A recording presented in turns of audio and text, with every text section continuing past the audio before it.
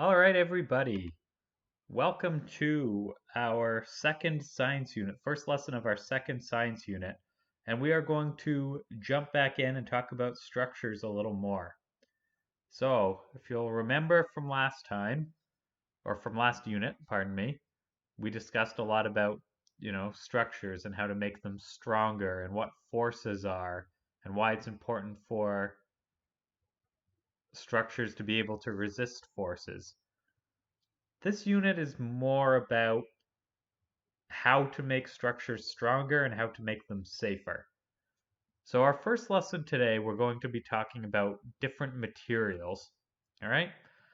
Different materials have different properties. What that means is different materials have different features. They act in different ways. For example, wood and rubber. Wood and rubber are not the same, and they're both useful for different things. Like an elastic band should be made of rubber because it stretches. If you tried to make an elastic band out of wood, it wouldn't work very well, right? So different materials should be used for different things depending on what the thing is you want it to do.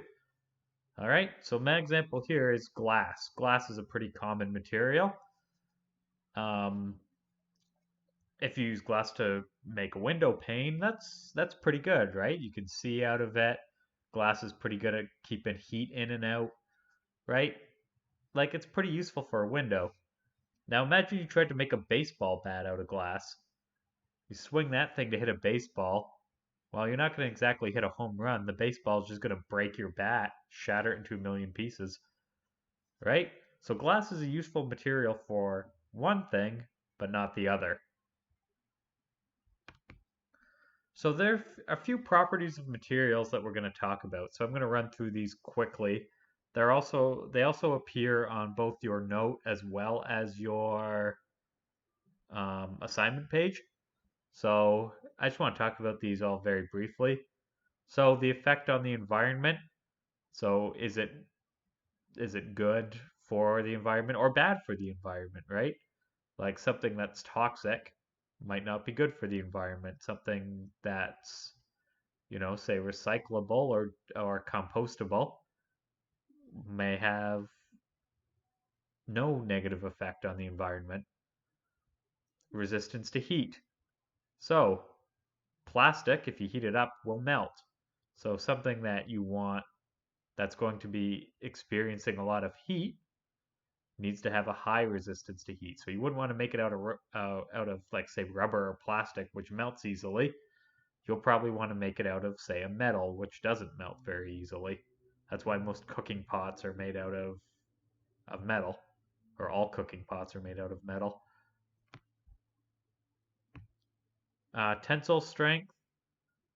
So pencil strength. So how well does it stand up to being stretched? Right? So rubber has pretty good tensile strength. Rope has pretty good tensile strength because it needs to be stretched, right? Plasticity, how easily something can be shaped. So, as you might guess, plastic can be easily shaped. Um, Play-Doh is another thing that can be easily shaped. Something like wood, right, is not so easily shaped. I mean, you can cut it, but it's not shaped easily.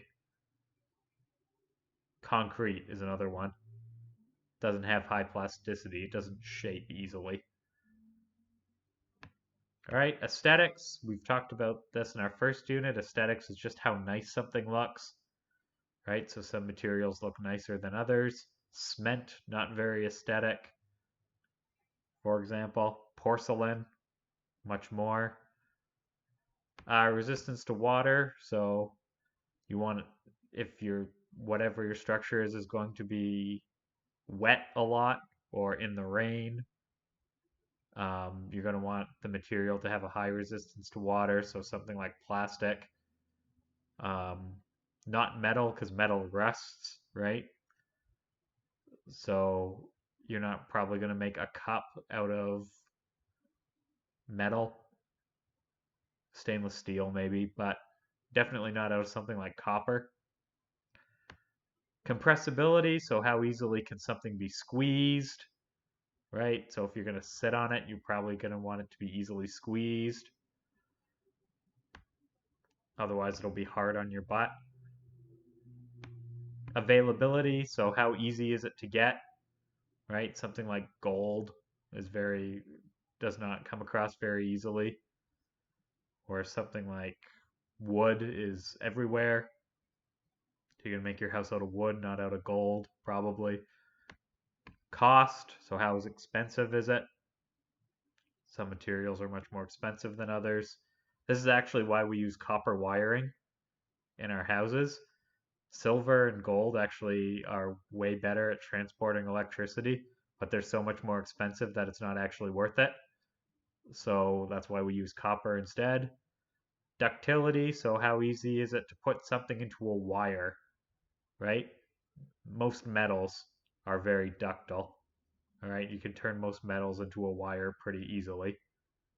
And hardness, which is exactly what it sounds like. How hard is a material? How resistant is it to forces? Right? How well does it keep its shape? Okay? And for more detail on that, you can see the written note. It's all there too. Some more specific examples. All right, a couple more things to talk about. So deformation is when a structure changes shape when a material cannot resist its load, right? So think about way back when we looked at triangles and squares um, to see which shape was strongest. Remember when we pushed on the square, it collapsed? That was it deforming, undergoing deformation, whereas a triangle does not deform as easily. So deformation is the changing of shape or the collapsing of some material. Now flexibility is the ability of a material to bend without breaking. So when we say a person is flexible, it means they can stretch really far, right? That's what we say when a person is flexible. Same with materials, right? If a material could stretch quite far without breaking, then it is flexible, right? Rubber is pretty flexible. Plastic is fairly flexible. Something like wood is not flexible because if you try to bend wood, it's going to snap in half, right? I mean, it'll bend a little bit, but, right? Think of like taking a popsicle stick and with both hands and trying to snap it in two with your thumbs. It's pretty easy to do. Trying to do the same with an elastic band is much harder. Okay?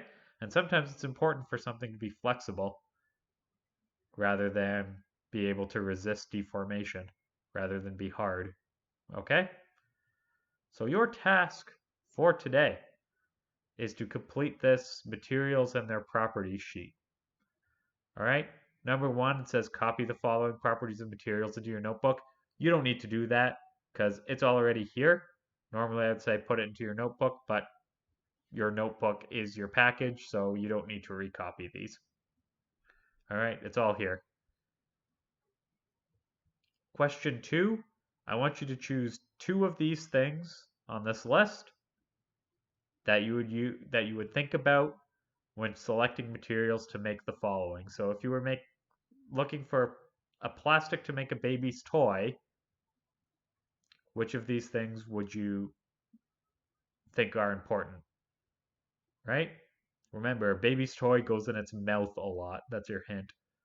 All right? And I don't want you to take cost. Cost is an easy cop-out answer. Pick 2 of the other ones for each of these. So plastic to make a baby's toy, metal for a cooking pot, fabric to make a cushion, material to make a rope, metal to make the head and claw of a hammer, and material to make the grip for a hammer, so the part you hold. Okay?